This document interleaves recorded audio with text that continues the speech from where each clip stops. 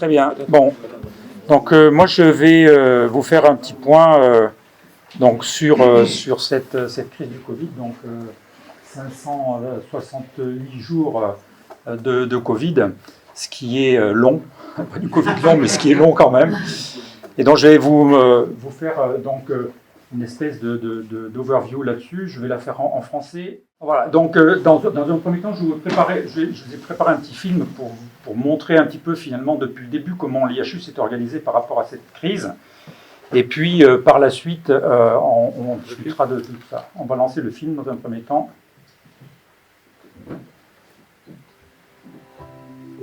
Voilà, donc, qui a été réalisé par Céline Jourdan, qui est notre cinéaste à l'IHU. L'IHU a été très rapidement saisie dans l'épidémie de Covid-19. Cette épidémie qui a commencé en décembre 2019 à Wuhan et a diffusé sur le territoire français. Dès le 31 janvier, l'IHU est intervenue dans un premier temps pour tester par PCR les rapatriés français et européens de Wuhan. Cette première intervention a permis à l'IHU d'investir au plus tôt dans un grand nombre de tests et permettra par la suite de déployer les mesures de dépistage massif pour poser le diagnostic de Covid. Le premier patient reçu à l'IHU a été hospitalisé le 3 mars 2020. Il s'agissait d'un patient français ayant contracté la maladie dans la région de Briançon. Très rapidement, le nombre de patients a augmenté. Le premier service de 25 lits, qui était destiné à recevoir ce type de patients, a rapidement été rempli et a poussé l'IHU à hospitaliser les nouveaux patients d'abord au 2e étage, puis au 1er étage. La capacité de l'IHU à hospitaliser dans un premier temps ces 75 patients a permis à l'assistance publique des hôpitaux de Marseille de gagner du temps pour mettre en place l'organisation nécessaire pour recevoir les patients par la suite. Au sein de l'IHU, toute la prise en charge des patients et du dépistage s'est opérée selon le modèle architectural du bâtiment qui avait été pensé en amont pour faire face à ces crises épidémiques. D'une part, le laboratoire, avec sa capacité de travail sur des organismes de niveau 3. D'une autre, les lits d'hospitalisation, 75 lits d'hospitalisation, donc 25 à très haute sécurité. Enfin, un hôpital de jour dont les capacités ne cesseront de s'accroître, puisque sur 10 lits ouverts, l'IHU a reçu au milieu de la crise, en hospitalisation de jour, plus de 250 patients par jour. L'organisation mise en place dès le départ a été fondée sur un principe: tester, isoler et traiter les patients, ce qui a été la stratégie principale de l'IHU tout au long de cette crise. En termes d'organisation, les patients qui souhaitaient se faire tester l'ont toujours été. Il n'y a jamais eu de refus de test pour qui que ce soit. S'adapter au nombre de patients s'est révélé être plus difficile en début de crise, avec une queue d'attente relativement importante, mais l'IHU a su corriger rapidement ces délais, grâce notamment à l'aide des pompiers et de la police municipale de la ville. Le développement de diagnostics très rapides au point of care a permis d'accélérer encore un peu la cadence, permettant à l'IHU, au milieu de la crise, de réaliser plus de 5000 tests par jour. Très rapidement s'est organisé également l'accueil des patients en hôpital de jour. Tous les patients diagnostiqués positifs se voyaient la possibilité d'être pris en charge par l'IHU. La prise en charge ne dépendait pas seulement du traitement proposé. Le traitement par chloroquine et azithromycine était présenté à chaque patient, mais pouvait être bien entendu refusé. Le principe de la prise en charge à l'hôpital de jour reposait sur un système de chaîne organisé par l'équipe médicale et paramédicale. Le premier maillon de cette chaîne consistait à évaluer la gravité de la maladie par la prise des constantes. À ce stade, un transfert en hôpital ou en réanimation en fonction du score de News et de l'examen clinique du patient était décidé. Une prise de sang permettant d'évaluer les dédimères, dont on a montré par la suite qu'ils étaient en relation directe avec les embolies pulmonaires, était ensuite réalisée. Puis venait une évaluation du potassium et un électrocardiogramme afin de se mettre à l'abri de toute complication cardiologique en cas de traitement à l'hydroxychloroquine. Et enfin, une évaluation médicale. En cas de nécessité et en présence de facteurs de risque particuliers, certains patients se sont vus prescrire un scanner basse densité ou un angioscanner. Pour la plus grande majorité des cas, les patients retournaient chez eux, d'autres intégraient directement les services d'hospitalisation de l'IHU. Concernant la prise en charge des patients en service d'hospitalisation à l'IHU, une grande partie de ceux-ci était adressée par les urgences de l'assistance publique des hôpitaux de Marseille ou par transfert direct d'EHPAD.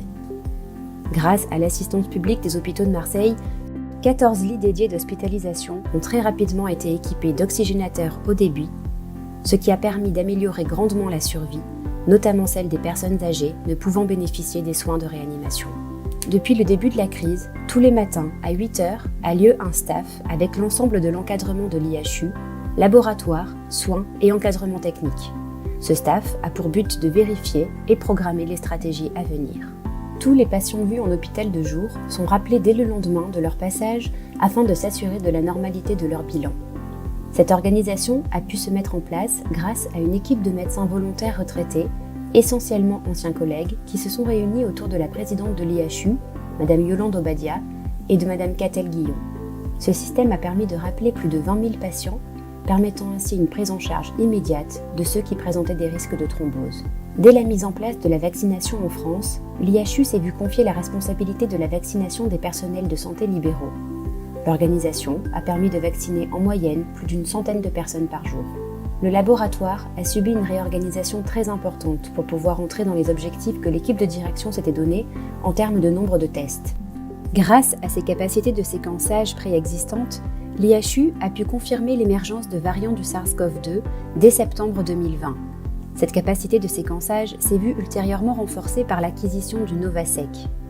La PHM, via le site de l'IHU, est devenue l'un des 4 centres de référence en France dans le cadre du projet Emergen, qui s'occupe du suivi par séquençage des nouveaux variants du SARS-CoV-2. On compte désormais jusqu'à 1500 génomes complets séquencés par semaine au sein de l'IHU. Grâce à la biobanque de l'IHU, l'ensemble des prélèvements est conservé et permet d'y revenir au moment voulu pour compléter les analyses.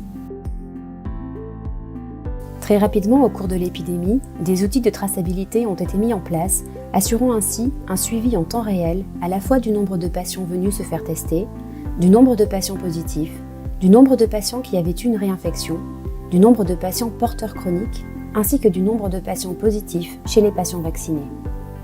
Cet outil de traçabilité a tenu et tient encore un rôle primordial dans la gestion de la crise, permettant d'établir des stratégies fondées sur des données en temps réel. Voilà, donc ce film que je tenais à vous présenter, qui je pense fait bien le point, si vous voulez, qui fait bien le point sur effectivement comment a été gérée la crise à l'IHU. Je vais passer rapidement, à partir de là, ce que je vais faire simplement un focus sur ce qui m'a paru être les éléments les plus importants que l'on a amené à porter dans cette crise. On va parler rapidement de la mise en place des rapatriés de Wuhan, la prise en charge des patients et la contribution de l'IHU à cette prise en charge des patients. Et puis, bien sûr, l'apport de la génomique dans la compréhension des épidémies. Je vous en parlerai un petit peu, bien entendu, sous le couvert de mes collègues ici. Et pour les questions spécifiques, vous irez leur poser à eux-mêmes. Et puis, je vous dirai à la fin l'épidémie en chiffres. Alors, les forces en place, c'est une question qu'on se posait dans la préparation des épidémies. C'était quelle est la quantité, finalement, de personnes qu'on doit apporter en plus pour pouvoir gérer ces épidémies. La réponse, on ne l'avait pas, en fait. Eh bien, c'est relativement important si vous regardez les forces en place au total, si vous voulez, vous voyez, en personnel soignant, on a eu 62 personnels soignants supplémentaires qui sont venus nous aider, 16 personnels en renfort médecin, en renfort technicien ingénieur, 55 personnels, en renfort administratif, 18 personnels, et si vous voulez, les besoins en réactifs, on est passé de 9,9 millions d'euros de réactifs, 18 millions d'euros en réactifs en 2020, et 21 millions d'euros en réactifs. Donc on voit que la crise, ça coûte très cher en argent et ça coûte très cher en personnel. Les rapatriés de Wuhan, c'est la chose qui nous a fait finalement rentrer très rapidement dans cette crise. Et c'est finalement à partir de là que l'on s'est dit que s'il fallait tester, isoler et traiter, il fallait monter en puissance extrêmement rapidement en termes de tests. Et c'est ce qui nous a permis très très rapidement de mettre en place, avec les moyens du bord, qui étaient déjà des moyens conséquents, des tests donc, de diagnostic relativement rapides. Et déjà à cette époque-là, on était capable de faire à peu près 500 tests le jour pour la mise en place. Et c'est ce qui nous a lancé finalement dans la bataille des tests. Déjà là, on avait eu quelques petits problèmes puisque, en fait, on nous a quand même demandé de faire un projet de recherche avec un CPP pour aller tester des gens au retour, si vous voulez, de Wuhan, ce qui, dans la pratique de tous les jours, nous a paru être une idiotie complète. Et on a été forcé de le faire, on l'a fait, et on a eu finalement raison de le faire. Voilà un peu, donc ça c'est les courbes épidémiques que l'on a jusqu'à il y a quelques jours, et vous voyez que la densité en tests en haut et la densité de l'incidence journalière des patients testés et des nouveaux positifs qui suivent les vagues et dont on reparlera, est relativement importante. Hein, et effectivement, comme on le disait tout à l'heure, on est arrivé à tester 5000 patients par jour au cours de cette épidémie, donc plus de 3500 tests en moyenne dans les grandes phases de l'épidémie. Alors, les premiers cas, bien entendu, de traitement et l'hydroxychloroquine, bon, ça a été très discuté, mais ces premiers cas, en fait, le premier patient, finalement, les premiers patients qui sont arrivés ont été très rapidement traités, effectivement, par l'hydroxychloroquine. Je rappelle quand même que c'est un projet de recherche qui est tout à fait validé, qui a un projet de type 1, et surtout, ce qu'on va montrer très simplement, finalement, dans cette histoire de chloroquine qui a fait le tour du monde, c'est que quand on donnait l'hydroxychloroquine, et en plus, quand on donnait l'hydroxychloroquine et l'azithromycine, on réduisait considérablement la charge virale. C'est tout ce qu'on avait dit dans ce papier. Donc c'est ce papier qui avait fait à l'origine, effectivement, de la suite donc de notre protocole thérapeutique, finalement, qui a été maintenu pendant toute la durée de l'épidémie jusqu'à ce jour. Alors, effectivement, cette épidémie, ça a été une course à l'adaptation, finalement. Au fur et à mesure du temps, finalement, il a fallu s'adapter en permanence à la demande. Donc, on l'a vu en termes de volume, avec des adaptations au niveau du nombre de tests au laboratoire, en fonction des données de la science et de l'expérience. Hein, donc, au labo, l'adaptation des systèmes de PCR aux variants, très rapidement, faire les séquences génomiques, de la spike et des génomes complets. Donc, ça a été tout au long de cette crise, finalement, une adaptation permanente, finalement, à la situation de crise. Sur la prise en charge médicale, donc, là aussi, on s'est adapté. Hein, donc, on a commencé tout de suite après avoir démontré ou rapporté l'efficacité de l'hydroxychloroquine sur la charge virale, sur la quantité de virus pharyngé.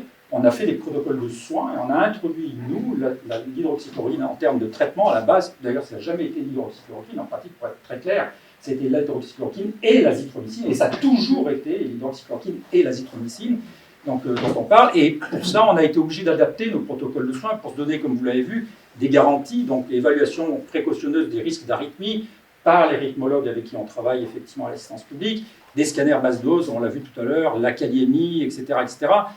Dans la progression de l'épidémie, on s'est rendu compte effectivement de la capacité thrombogène finalement de cette maladie, et donc essayer d'aller au plus rapide à la prévention des thromboses, l'identification des gens à facteur de risque de thrombose en faisant des dédimères et en anticoagulant très très rapidement finalement les gens qui avaient des risques de thrombose.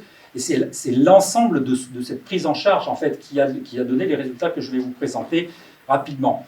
On l'a vu tout à l'heure, effectivement, dans la prise en charge, le score de news évaluait très rapidement les gens qui avaient besoin d'une hospitalisation, donc c'était vraiment très très important.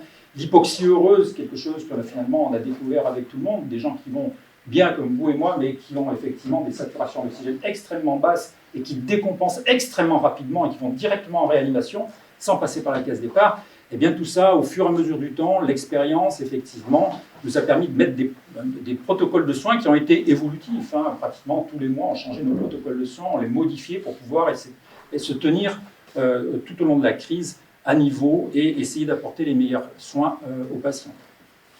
Voilà, et ça c'est un exemple, enfin c'est la prise en charge actuelle, si vous voulez, des patients qui ont effectivement le Covid, avec ce que vous avez vu sur ce film. Chose très très importante, effectivement, on a parlé de l'oxygène à haut débit, c'est quelque chose qui a été extrêmement important finalement dans la survie de nos patients. Hein. On a sauvé un tiers de patients qui n'avaient pas accès à la réanimation, donc dans tous les cas qui seraient morts. Hein. Donc l'arrivée de l'oxygène à haut débit a été quelque chose d'extrêmement important dans cette crise, et on a été parmi les premiers, pas en réanimation, mais en soins, on va dire, classiques, à faire effectivement cet oxygène à haut débit, donc qui a été extrêmement important dans la prise en charge de ces patients.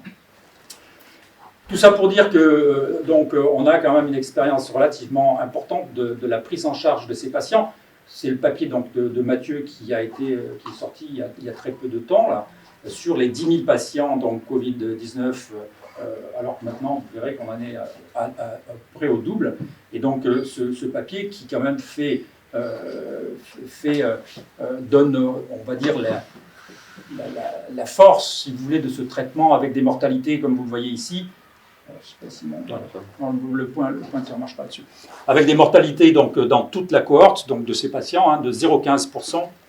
Et si on fait la différence entre les patients qui ont été traités par azithromycine chloroquine et ceux qui ont reçu d'autres traitements, on voit bien que la mortalité des traitements des patients traités par l'association est extrêmement faible, à 0,06%.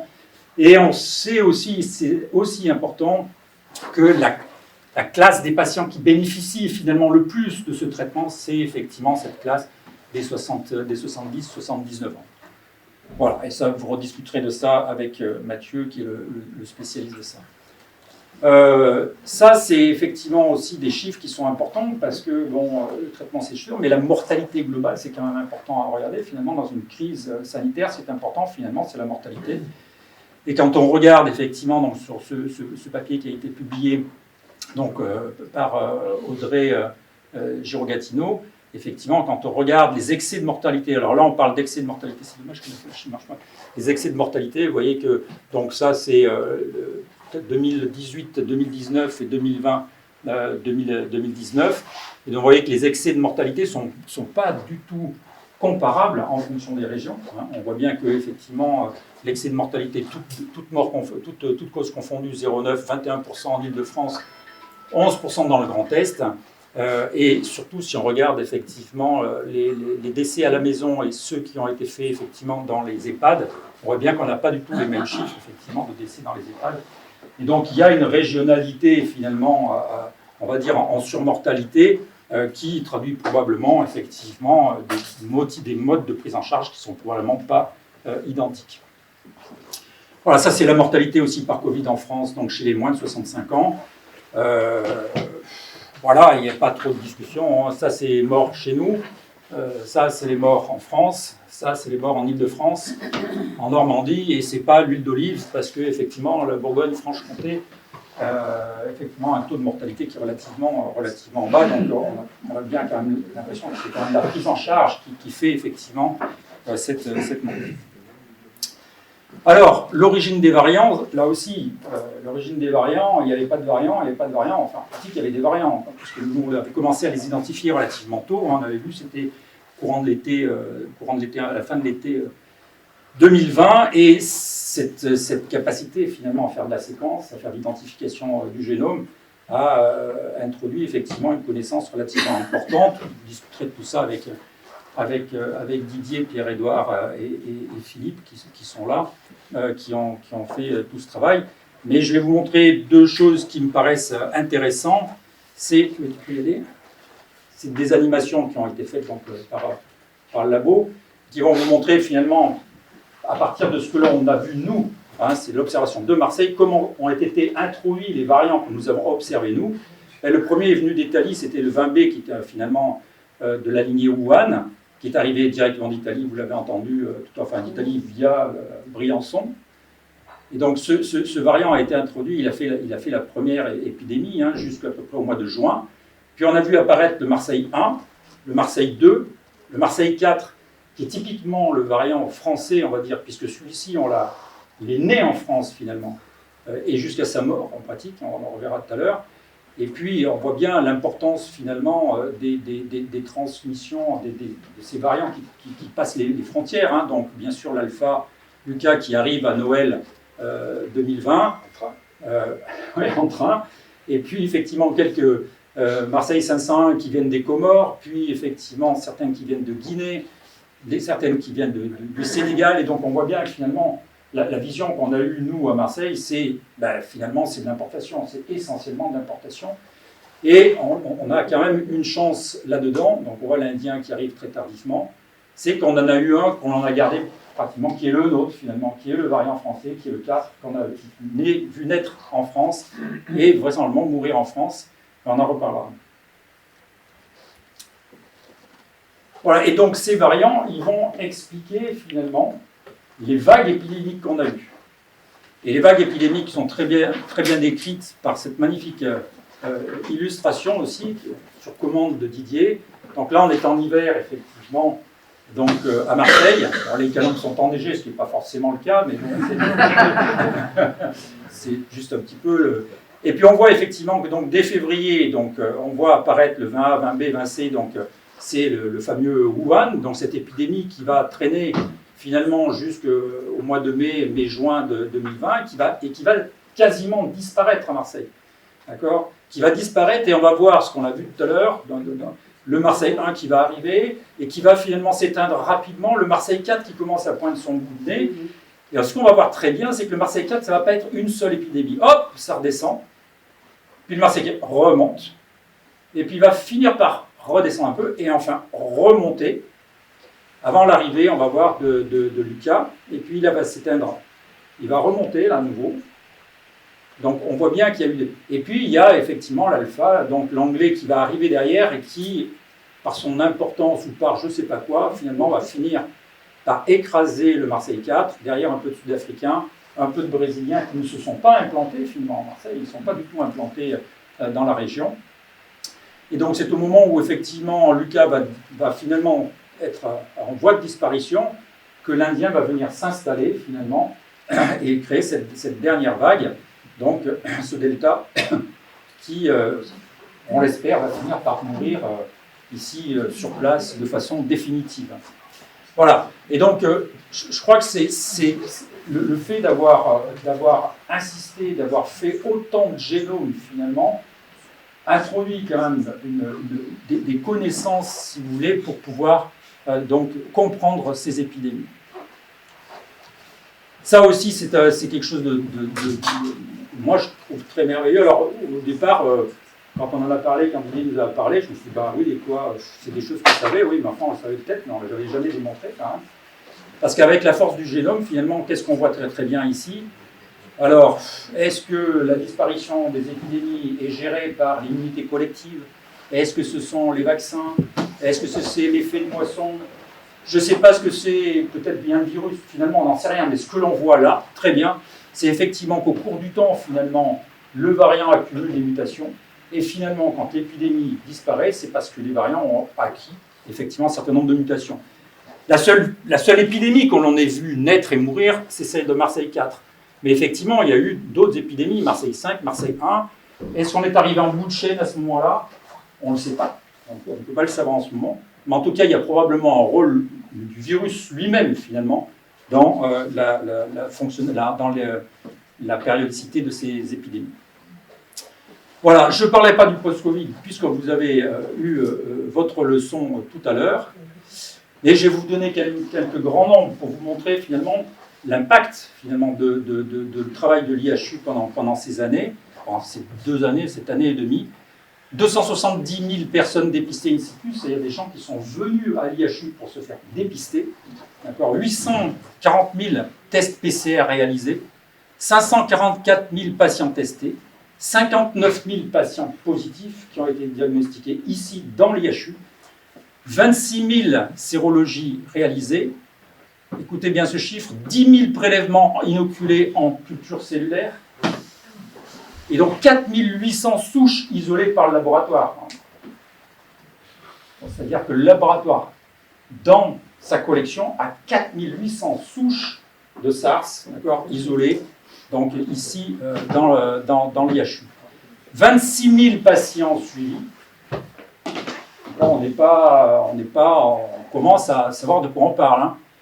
3 900 patients hospitalisés à l'IHU, 29 000 ECG réalisés, 6 237 scanners low-dose, 200 PET scans, on en a parlé tout à l'heure, 34 000 génotypages, dont 21 000 génomes complets.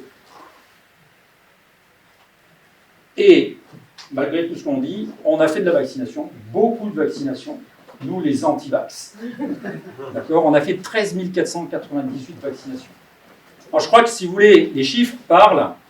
Il vaut mieux regarder les chiffres, effectivement, que regarder la télévision.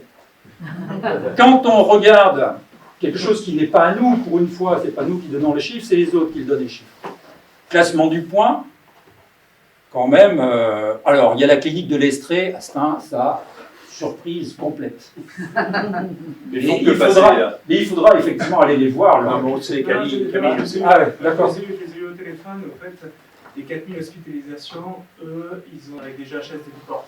Donc, pour enlever 3000 à la retraite de l'hospitalisation, donc ils se retrouvent avec 800 hospitalisations, 88 décès, donc ils sont au niveau du Donc on est à la première place, nos problèmes. Donc on était à la deuxième, mais on en dégageait un de coup du pied, et hop, on est bien à la première place. Non mais sans rire, ce qui est par contre extrêmement impressionnant, c'est quand vous regardez la mortalité. Regardez la mortalité. Alors la mortalité globale, bien entendu, les gens 4,4% de mortalité globale. Ok, enlevons les patients qui sont passés à l'HDJ, qui sont rentrés à domicile, qui effectivement ne sont pas vraiment comptés dans les autres hôpitaux.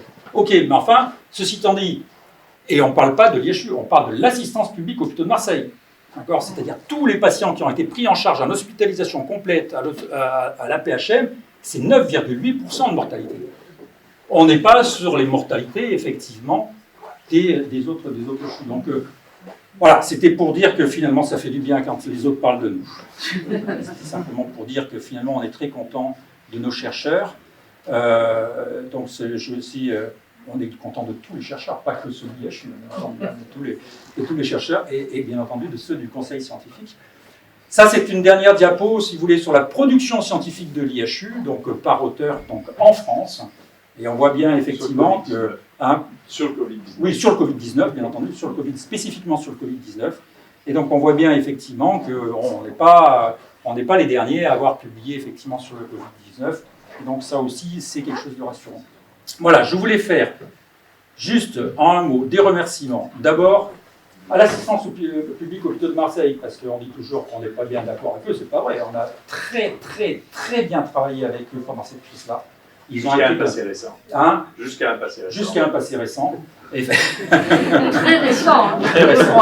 D'accord. Et donc, je voudrais les remercier aussi les collègues praticiens de cet établissement avec qui on a beaucoup travaillé, hein, les cardiologues, les pneumologues, enfin, les radiologistes, les radiologues, etc. Donc, vraiment, les remercier.